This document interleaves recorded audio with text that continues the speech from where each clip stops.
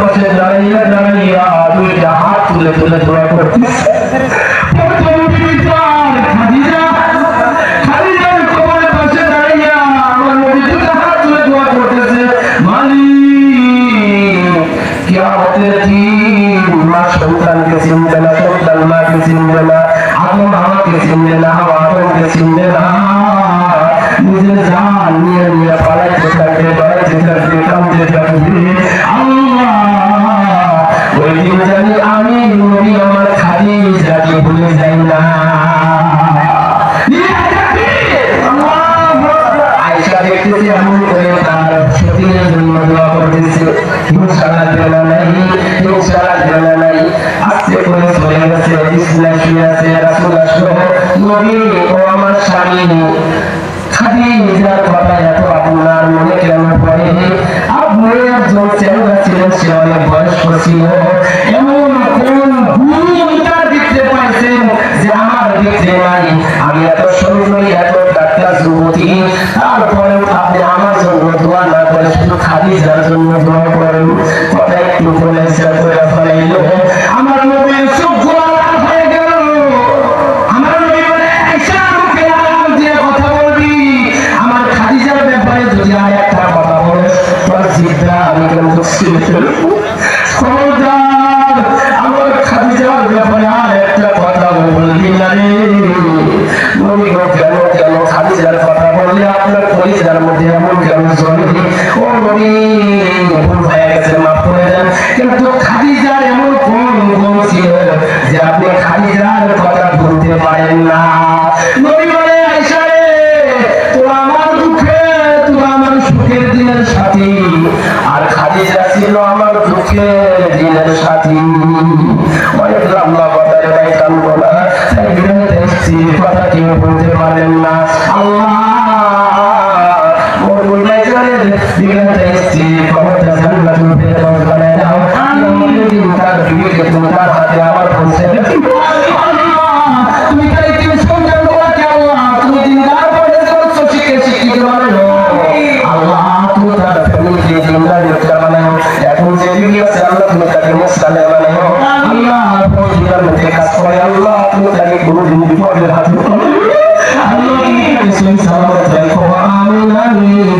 আল্লাহ তোমার বান্দা আছে দিয়ে যাবে। আল্লাহ বান্দা মাত্র ৫,০০০ টাকা একবার কিনে দিলাম, ৩৭ জন লোক লাগবে ভাই, মাত্র ৩৭ জন লোক লাগবে। এই মজলিস থেকে ৩৭ জন লোক বাড়াইতে দিন হবে না। আপনি যদি একটা বাড়িতে একটা ঘর দিতে চান, বলেন আপনি কি জায়গায় জায়গায় জায়গায় জায়গায় কালেকশন করে দেন। আপনি যদি ১০০ বাড়িতে ঘর দিতে পারেন, আর ১০০ জন মানুষ হলে কি আল্লাহ নবীর একটা ঘর আমরা কিনতে পারবো না?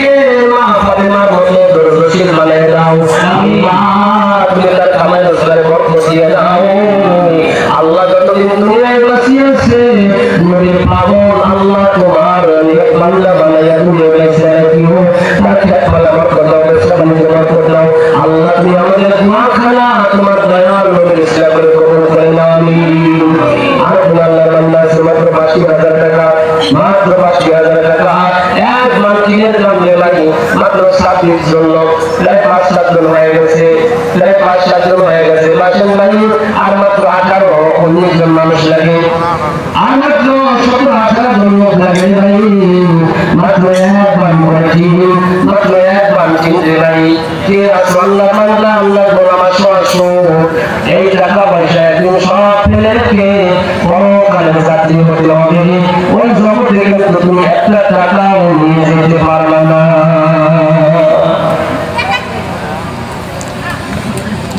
নদীর কুরবান দিয়ে কোন লাগে এই তো নদীর খেলা নদীর কুরবান দিয়ে কোন করে এই তো নদীর খেলা সকাল বেলার দোনে তুই ফকির সন্ধ্যা বেলা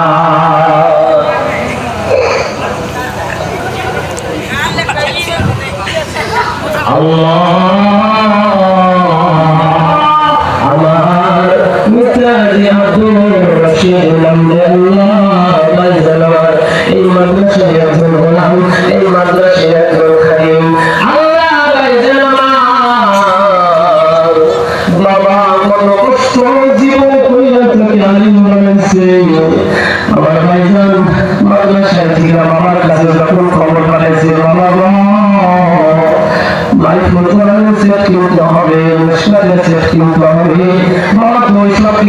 নাম জানি না বাবা তোর কত লাগে আমি কিতাবের নাম জানি না টাকা কত লাগবে বল বাবা এগুলো ঘুরতে আছে কিতাবের দাম বেশি ভাইজান জানে বাবা তো অত কামাই নেই এত টাকা কথা কি করে বলে বলে বাবা কত লাগবে বলে বাবা তুমি 5,000 টাকা দরকার পড়ে গেছে বাবা ভাই আমি পয়সা টাকা দিতে 5,000 টাকা তুমি চিন্তা করতেছো আমি পয়সা টাকা তোর 5,000 টাকার জন্য চিন্তা করতে হবে না বাবার পকেটে কিন্তু একটা টাকাও নাই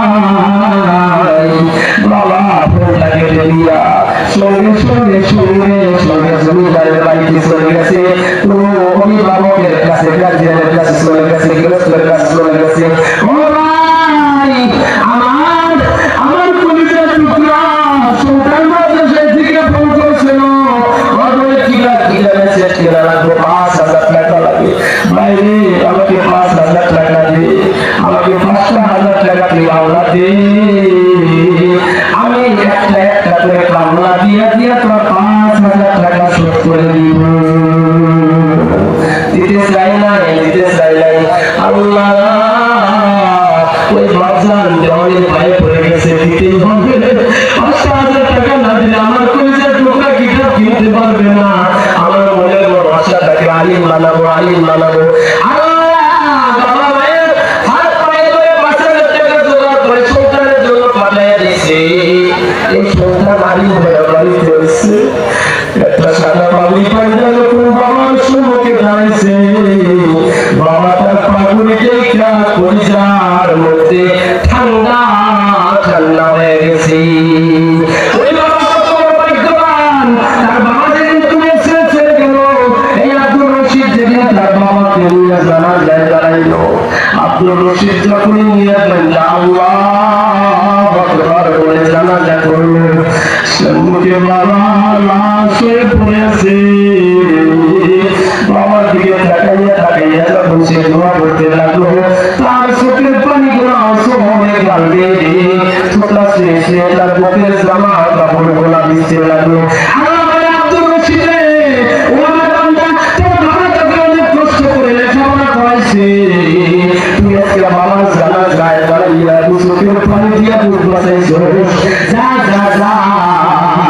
তোর বাবা জীবনে যত গুনার কাজ করছে যত গুনাহ করেছে তোর চোখের পানির বিনিময়ে আমি তোর বাবার জীবনের গুনাহ মাফ করে জান্নাতের ফয়সালা করে দিলাম আল্লাহ ওই বাবা 5,000 টাকা কিতাব কেনার জন্য পাঠিয়ে দিয়েছিল আজকে তোর বাবা কবরে বিনিময়ে সে মাদ্রাসায় 5,000 টাকা দিল তোর বাবাকে আল্লাহ তুমি কবরে জান্নাতের গোলাম বানায় দাও আমাকে আল্লাহ দিনের ফয়সালা করে সুস্থ বানায় দাও আল্লাহ তার ফ্যামিলিকে নেতা বানায় দাও তার সন্তানগুলো ইজ্জতের যোগ্য ওলামা ও দিনদার পরেজগার ইমানদার বানায় দিও আল্লাহ তুমি তার খেদমত বিনা পয়সায় খেদমত এতে পাথর বেঁধে খেদমত করে এই মাদ্রাসার হুজুরগুলো এমন সময় যায় 5 টাকা সন্তানদের হাতে মজা দিলে দেওয়ার মতো থাকে না হুজুরগুলো